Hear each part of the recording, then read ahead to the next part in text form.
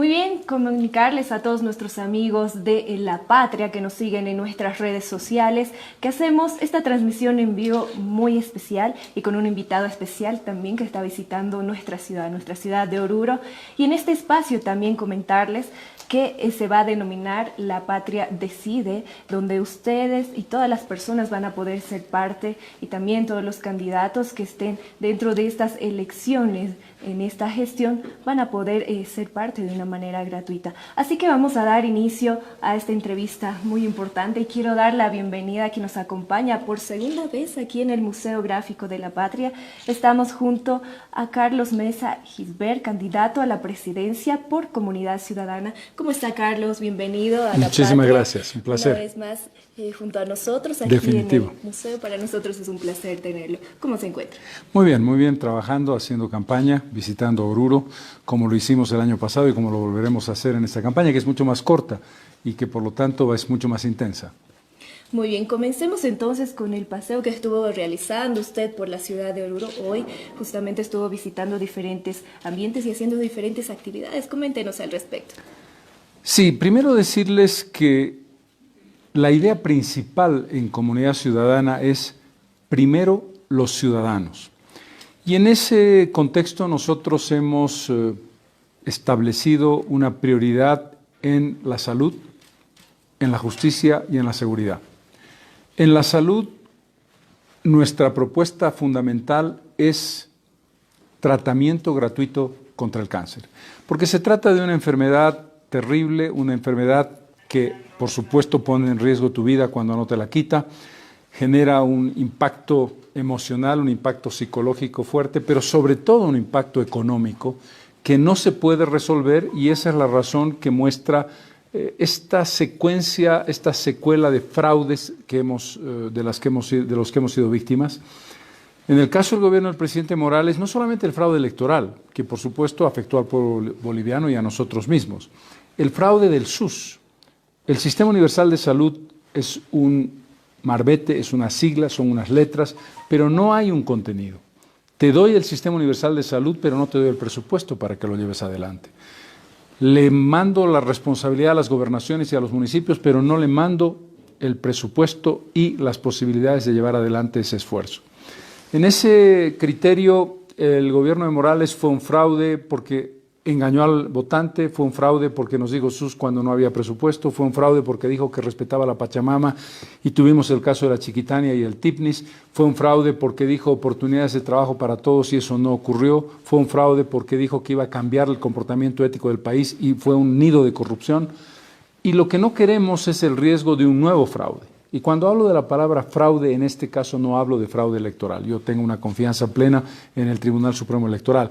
Pero no nos gusta una presidenta que dice no voy a ser candidata y que le da la espalda a su responsabilidad de Estado y decide ser candidata. No nos gusta un gobierno que te dice vamos a cortar con la corrupción y en un par de meses tenemos corrupción y nepotismo de manera preocupante.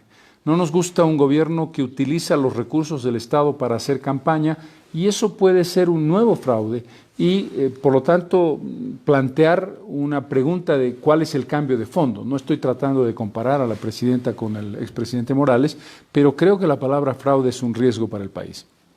Con relación a nuestra visita a Oruro, lo primero que hemos hecho es venir a un centro médico, al Hospital San Juan de Dios, que es el Hospital de Clínicas de Oruro, y nos encontramos con una realidad compleja, muy parecida a la que nos hemos encontrado en La Paz o en Santa Cruz, que es, primero, una infraestructura muy deteriorada. El paso positivo es la construcción del Hospital Corea, que probablemente es el nuevo San Juan de Dios, que está trasladando determinado tipo de tratamientos, pero, por ejemplo, no tiene tratamiento oncológico. Tienen casos aislados de tratamiento oncológico o operaciones aisladas. Y otra vez, le pregunto al director del hospital, ¿está el SUS proveyendo los medicamentos de quimioterapia que se requieren para el tratamiento? Y la respuesta es en muy pequeña escala o casi nunca. La mayor parte de los medicamentos tienen que ser adquiridos por el paciente y ahí lo quiebras al paciente. Y eso te muestra la dificultad que tienes que enfrentar. Ese es un aspecto que tiene que ver con la necesidad de un cambio del sistema de salud en el país. Y justamente, ¿cuáles serían las políticas que debemos tal vez tomar en cuenta para nuestro país con relación a lo que usted menciona y lo que se ha visto en Oruro? Muy importante la pregunta. Primero, el compromiso del tratamiento gratuito contra el cáncer que hacemos está incorporado dentro de una idea básica que es verdad que vamos a tener destinado el 10% del presupuesto del Producto Interno Bruto del país en el presupuesto de salud. Primero nos encontramos con que hubo una promesa del gobierno actual que dijo vamos a incrementarlo, pero no se ha aprobado la ley y no sabemos si realmente será un incremento del 10% o se desplazará otra vez el presupuesto. Lo que tenemos que lograr es, hoy Bolivia utiliza 6.8% del PIB para salud. Eso tiene que incrementarse al 10%. Eso quiere decir que un 3.2% de incremento del PIB implica una inyección fundamental de presupuesto. Pero lo más importante es la gestión administrativa de salud. Porque no puedes resolver, y esto es fundamental decirlo para evitar la demagogia, automáticamente el SUS de hoy para mañana. La aplicación del SUS tiene que ser progresiva. ¿Dónde comienzas? En la gestión de salud, en la sustitución de las fichas manuales por la ficha en aplicación, gestión administrativa en los centros de primer nivel. La atención primaria de salud es deficiente porque no has hecho la inversión adecuada en infraestructura, equipo e ítems que te permita algo básico. Los pacientes se encuentran con el sistema de salud en la atención primaria en los centros de primer nivel. ¿Qué hay ahí? Que la derivación de pacientes, resolver en primer nivel, lo derivas a segundo o a tercer nivel. Si tu derivación es inadecuada, y tú, por incapacidad no tuya, sino porque no tienes presupuesto, no tienes medicamentos, no tienes equipamiento, no puedes atender a ese paciente, estás derivando el 70% de los pacientes a un centro de segundo nivel cuando podías resolver ese 70% aquí. Eso es desperdicio de recursos, mal manejo administrativo, embotellamiento en el sistema de tratamiento. Por lo tanto, nuestra lógica es incremento del presupuesto, lucha contra el cáncer a través de tratamiento de acceso a primer nivel de salud. Muy bien. Desde el punto de vista, desde lo que ha podido observar en Oruro hasta el momento, ¿cómo se debería iniciar este cambio en el ámbito salud en Oruro? Es un tema estructural y eso tiene que ver con lo que decía al principio. En Oruro lo que tú tienes que plantearte como pregunta es ¿cuánto del presupuesto que tiene que dedicarse a la salud o que se está dedicando a la salud es responsabilidad del Estado central, cuánto de la gobernación, cuánto de los municipios? ¿Cómo definimos los ítems? ¿Cómo sustituimos los contratos? ¿Quién provee el equipamiento? ¿Quién te genera la infraestructura? Y una vez que has decidido eso, que en teoría está en la ley, pero que en la práctica está superpuesto, tienes que saber si el presupuesto de cada uno de esos tres elementos están adecuadamente cubiertos para cubrir a su vez los requerimientos de la ciudad y el departamento de Oruro. Qué importante realmente. Muchísimas gracias, Carlos, por hablarnos acerca de salud. Yo creo que es uno de los temas más importantes a nivel nacional y en el mundo, ¿no? Y que se debe plantear de esta manera y ver una solución. Así que, bueno, muchas gracias. No, por favor. Creo que es algo importante. Tal vez podemos pasar a otros temas también importantes y hablar acerca de estas elecciones que se vienen, ¿no? Se buscaba tal vez en las elecciones del año pasado la unidad para llegar a un acuerdo tal vez y contra lo que era el movimiento al socialismo en esta ocasión, ¿no? Sin embargo, parece que el voto nuevamente se ha dispersado en estas elecciones. ¿Qué opinamos al respecto? ¿Cree que beneficiaría esto al movimiento al socialismo en estas elecciones? Primero lo que tenemos que caracterizar es qué representa cada candidatura. Lo habíamos dicho, la candidatura del MAS representa la sucesión de fraudes, de compromisos no cumplidos que distorsionaron un proyecto interesante planteado en el 2006 a partir del fraude en el medio ambiente, el fraude en la salud, el fraude en la corrupción y el fraude electoral. Segundo, tenemos la candidatura de la presidenta Áñez, que es una candidatura que no ha cumplido un compromiso. ¿Cuál era el objetivo de la presidenta? hacer una transición, un gobierno corto, para entregar el gobierno a quien gane las elecciones, y ella ha decidido ser candidata. Nos encontramos con casos de nepotismo, nos encontramos con casos de corrupción en un tiempo muy corto que nos preocupan y que puede repetir esa idea de fraude general, no de fraude electoral, sino de fraude general. ¿Qué quiere decir eso? Que si tú haces una evaluación comparativa, nosotros tenemos una experiencia vivida. Nosotros fuimos la candidatura que ganó la elección, a la que le robaron el voto, a través del votante. ¿Por qué? Porque fuimos capaces de proponer un programa interesante, que es un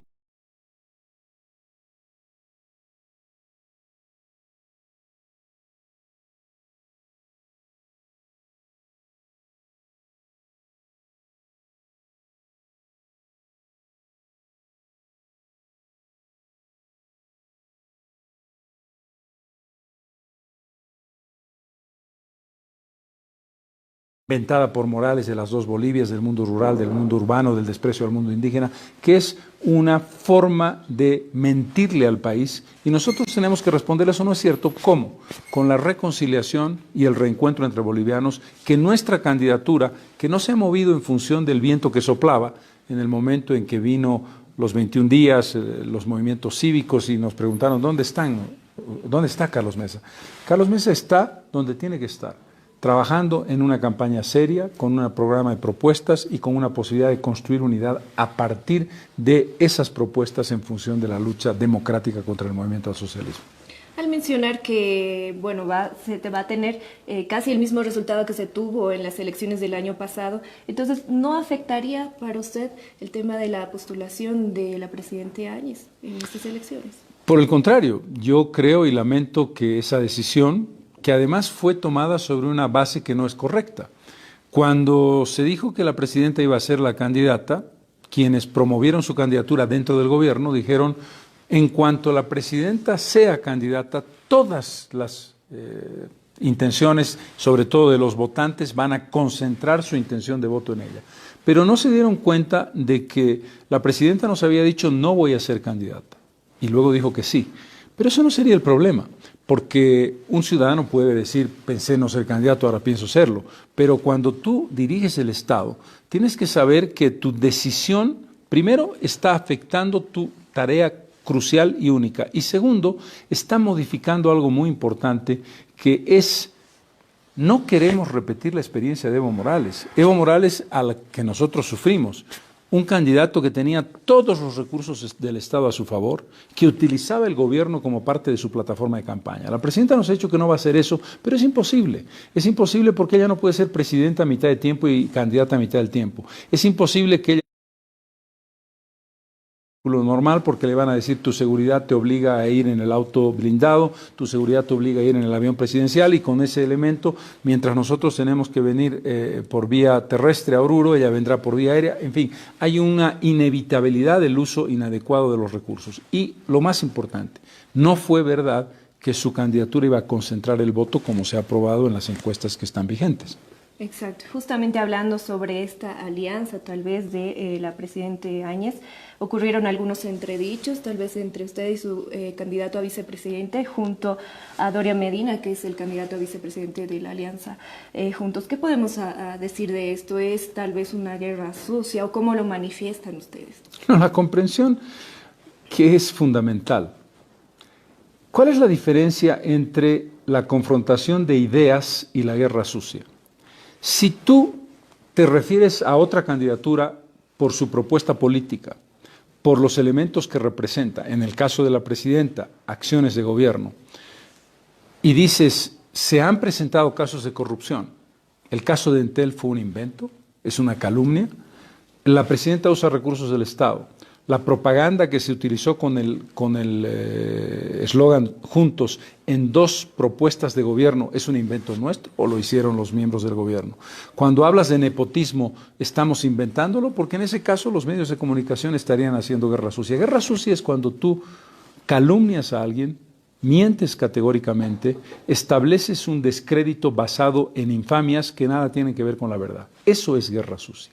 Cuando tú criticas política, económica y socialmente una propuesta de otro candidato, que eso es el debate. Imagínate que en un debate planteáramos en una discusión pública en la televisión, si yo critico al exministro Arce porque su milagro económico no es verdad, sería muy chistoso que el ministro Arce me diga, esto es guerra sucia. No, esto es una crítica a la forma en que usted administró la economía. Esa es una diferencia que parece que alguno de los candidatos de la alianza de gobierno no ha entendido. Muy bien, muchas gracias. Pasemos tal vez a otro tema y hablemos ahora del voto útil que se hablaba mucho en la anterior elección para sacar al movimiento al socialismo, ¿no?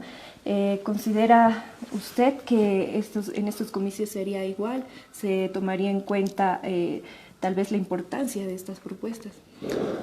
El voto útil es un elemento, es un instrumento fundamental, central en cualquier elección. Yo escuché, después de haber ganado de esa larguísima, a donde realmente fuimos víctimas de guerra sucia, pero en serio, una guerra sucia de descrédito, de calumnia, de infamia increíble que hizo el MAS contra nosotros, ¿no es verdad? ¿Qué es lo que pasó? La gente dice, no, Mesa no ganó, en realidad fue la gente que votó en contra de Morales. En Suecia, en Estados Unidos, en España, en Argentina, en Perú, la combinación del voto es tu propuesta política, aquello que tú estás proponiendo como opción de gobierno, y el que tú seas capaz de recoger el descontento de quienes quieren dar un voto castigo o quienes quieren que haya una candidatura que no gane. Eso no es ningún... es quién consigue representar las dos cosas, la propuesta entendido como la persona más adecuada para canalizar el voto útil. Y nosotros estamos convencidos de que tenemos esa capacidad. Por lo tanto, el voto anti es parte de una campaña. Y logramos, porque si fuera verdad que el voto útil escoge arbitrariamente o al azar a cualquier candidato, podría haber escogido a otros 8 candidatos de los 9, otros 7, perdón, de los 9 que éramos. Era el presidente Morales, nosotros y otras 7 candidaturas. El votante nos escogió a nosotros con claridad, porque nuestra propuesta, y sigue siéndolo, era una propuesta seria, coherente, con visión de Estado, y ahora con una idea de respeto, de que voy a ser presidente de todos los bolivianos. Eso quiere decir que tengo que pensar que quien votó por el MAS tiene tanto derecho como ciudadano de ser gobernado adecuadamente y con respeto y con reconocimiento de las cosas positivas que se hicieron. Los bonos son cosas positivas y vamos a mantenerlos. Vamos a mantener los bonos y no vamos a privatizar. Lo que vamos a hacer es abrir un espacio a la inversión privada, pero para abrir un espacio a la inversión privada y darle seguridad jurídica no necesitas privatizar. Lo que está bien y hay que mantenerlo. Muy bien, vamos entonces con las propuestas. Hablemos ahora sobre la estabilidad económica, que es lo que más le interesa.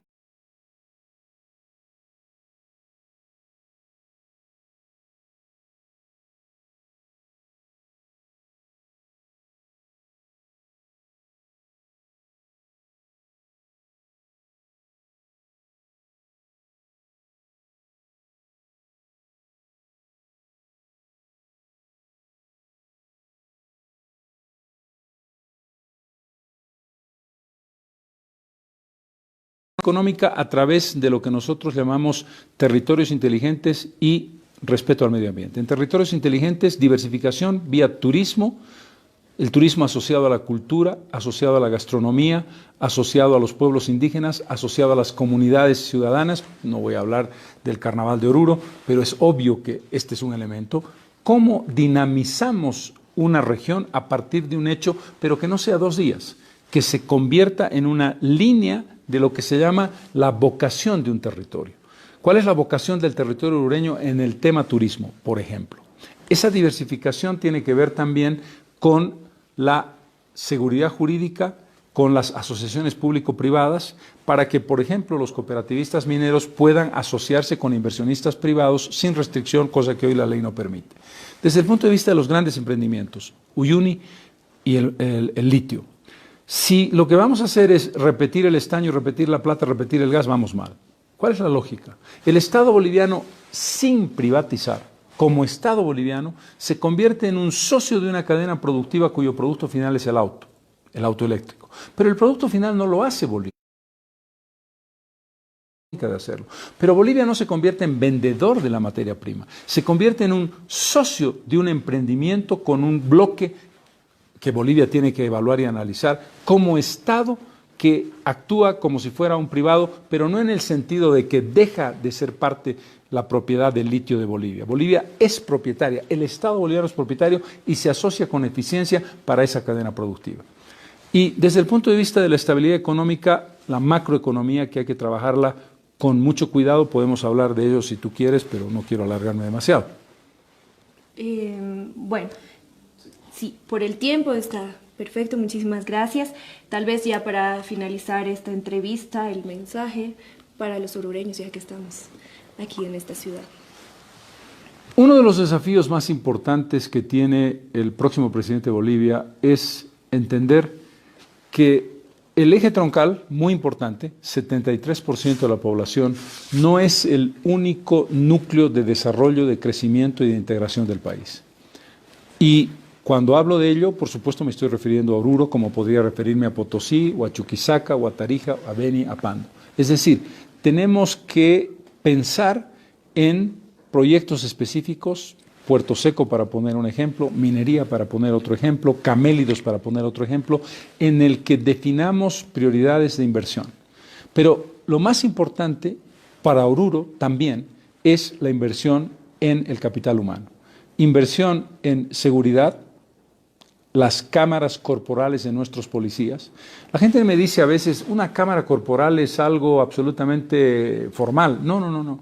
La cámara es la seguridad del policía, pero sobre todo la seguridad tuya, de que el policía no te va a extorsionar, no te va a abusar, no va a pedirte una coima, y la seguridad para él de que tú no vas a ser prepotente, no sabe usted con quién está hablando, ¿se acuerdan ustedes de esa frase tan característica?